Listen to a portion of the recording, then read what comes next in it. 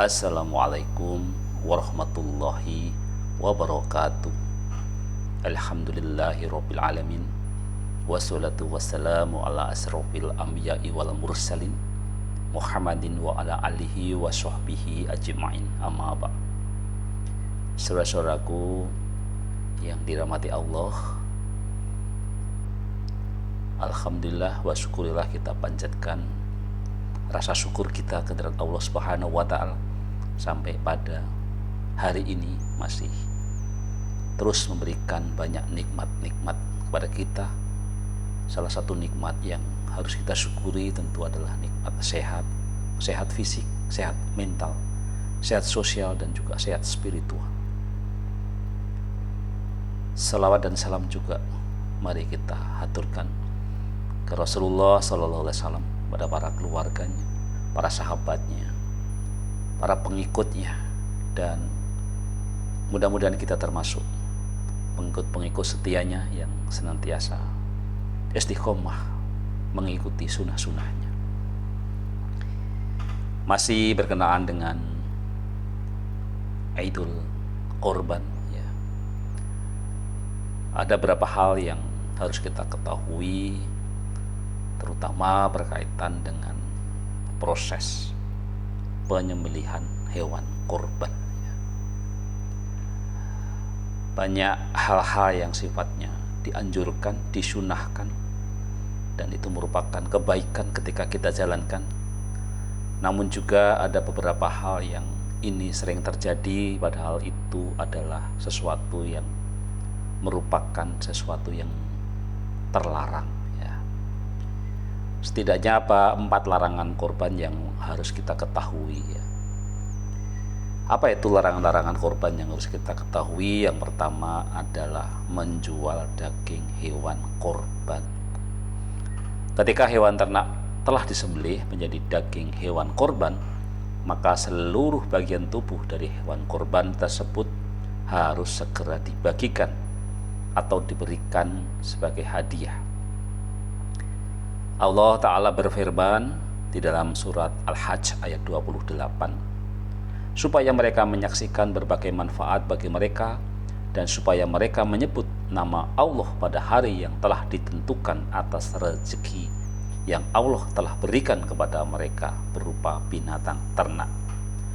Maka makanlah sebagian daripadanya dan sebagian lagi berikanlah untuk dimakan orang-orang yang sengsara lagi fakir. Demikian juga di dalam satu hadis yang diriwayatkan oleh Abu Hurairah. Dari Abu Hurairah, Nabi SAW bersabda, barang siapa menjual kulit hasil sembelihan korban, maka tidak ada korban baginya. Hadis riwayat Al-Hakim. Melihat kedua dalil tersebut, terbaca jelas bahwa kita tidak boleh sehelai rambut dijual sebagai penghasilan kita sendiri. Larangan menjual hasil penyembelihan korban ini adalah pendapat para imam, ya, Syafi'i dan juga Imam Ahmad. Imam Syafi'i mengatakan bahwa binatang kurban termasuk nusuk, hewan yang sembelih untuk mendekatkan diri kepada Allah. Kemudian larangan yang kedua adalah mengupah penyembelih hewan dengan bagian tubuh hewan korban. Di beberapa masyarakat kadang-kadang orang mengupah yang memotong hewan korban itu dengan kaki, kulit, dan kepala, dan itu terlarang, ya. Dalil dari hal ini adalah riwayat yang disebutkan oleh Ali bin Abi Thalib. Rasulullah Shallallahu Alaihi Wasallam memerintahkanku untuk mengurusi onta-onta korban beliau. Aku mensedekahkan daging, kulit, dan jilalnya atau kulit yang taruh pada punggung onta untuk melindungi dari dingin.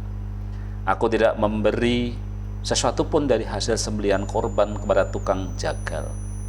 Beliau bersabda, kami akan memberi upah kepada tukang jagal dari uang kami sendiri. Dalam hadis tersebut dapat kita ambil hikmahnya bahwa upah penyembelih hewan bukan diambil dari hasil sembelihan korban, namun sahibul korban hendaknya menyediakan upah khusus dari kantongnya sendiri untuk penyembelih hewan tersebut. Kemudian larangan yang ketiga adalah larangan memotong kuku dan mencukur rambut untuk orang yang hendak berkorban.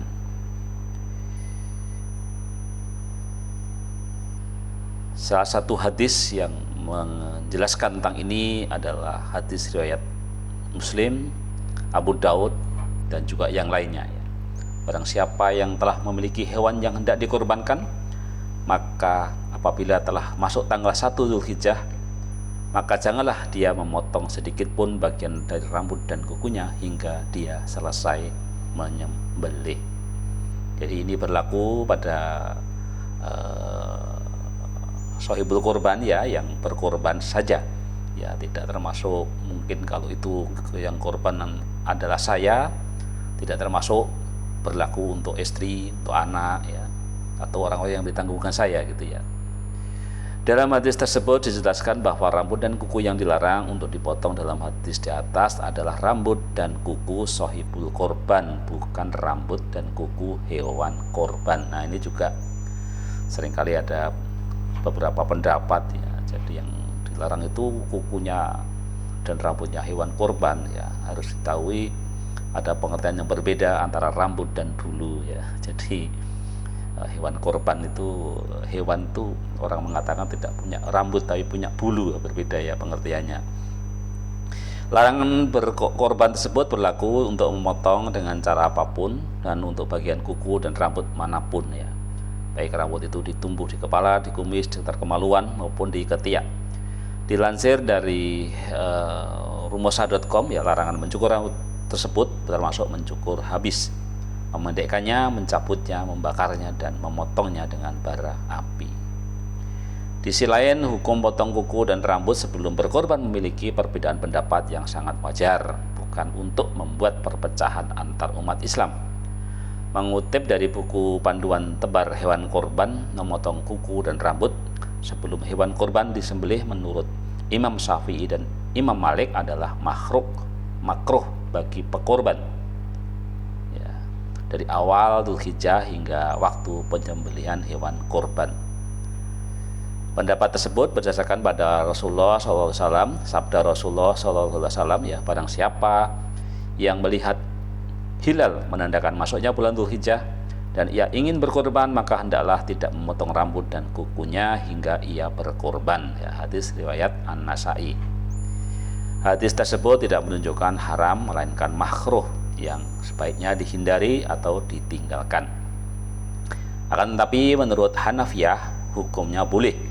Bagi mazhab Hanafiyah, larangan memotong kuku dan rambut hanya berlaku bagi orang yang sedang ihram untuk haji.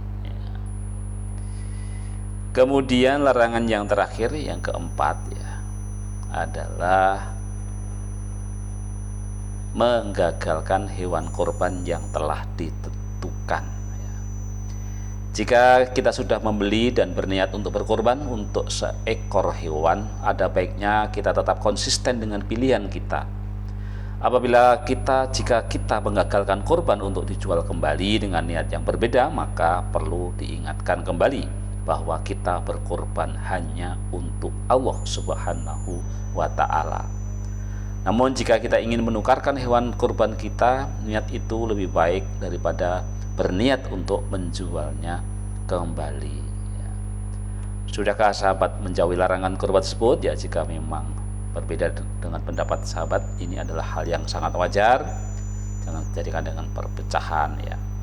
Jadi itulah 4 larangan yang harus kita jaga ya, jangan sampai larangan itu kita lakukan ya. Jadi tadi yang pertama adalah menjual daging hewan korban ya, kemudian mengupah penyembelih hewan dengan bagian tubuh hewan korban, kemudian larangan memotong kuku dan mencukur rambut bagi orang yang hendak berkorban, dan yang terakhir adalah menggagalkan hewan korban yang telah ditentukan. Jadi kalau kita sudah beli, sudah niat mau berkorban, itu tidak boleh kita gagalkan ya.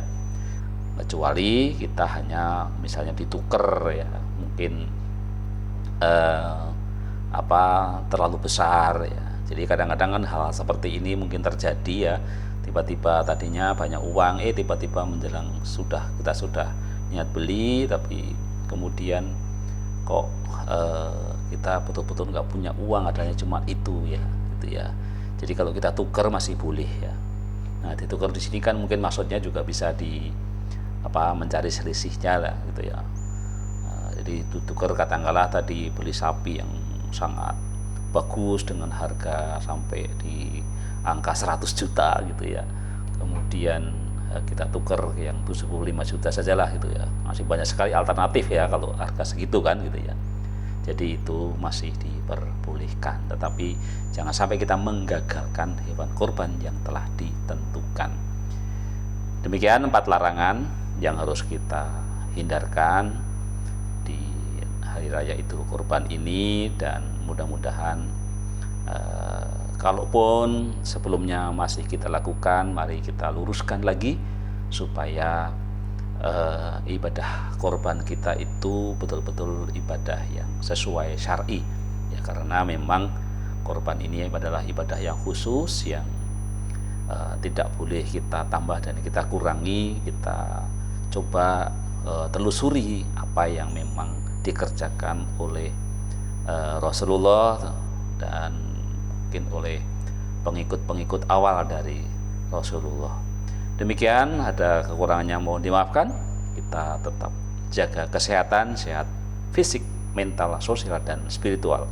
Wassalamualaikum warahmatullahi wabarakatuh.